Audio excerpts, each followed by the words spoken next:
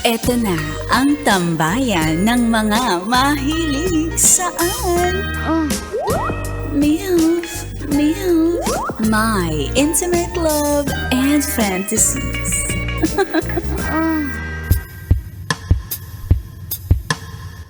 Sa ating episode na pinamagatang Sa Pagkakaibigan, Walang Tuhugan.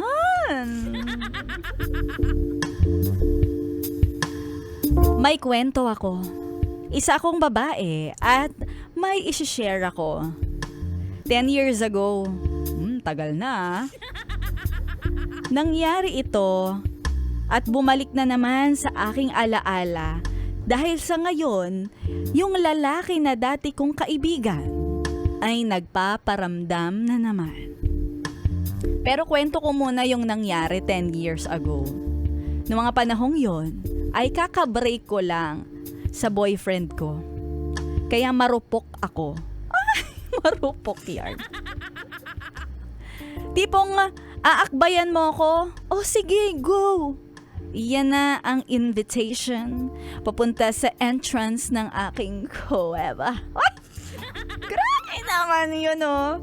Kaya isang gabi na nag-video okay at inuman kami sa bahay, nag-uwian na ang lahat ng aking mga kabarkada. At kaming dalawa na lang ng kaibigan kong lalaki ang natira. Nagliligpit na ako ng kalat at sabi niya pa, "Hala, ang gagaling talaga ng mga yon, hindi man lang nagligpit. O sige, tutulungan na kita ha." Wow! Dumadampot ako ng mga kalat sa sahig, nakatuwad.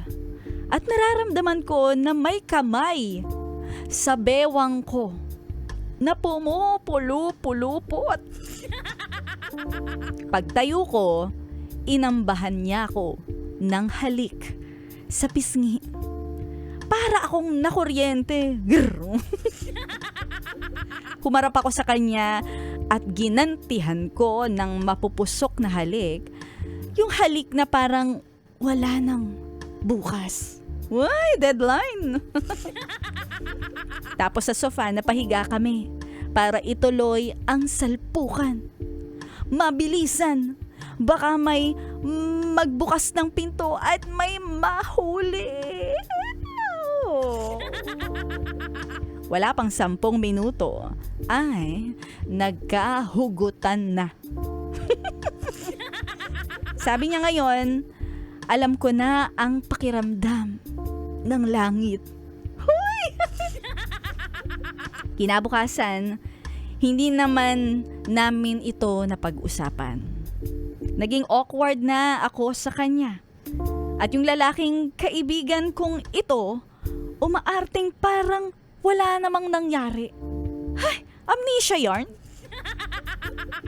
At sobrang affected ako.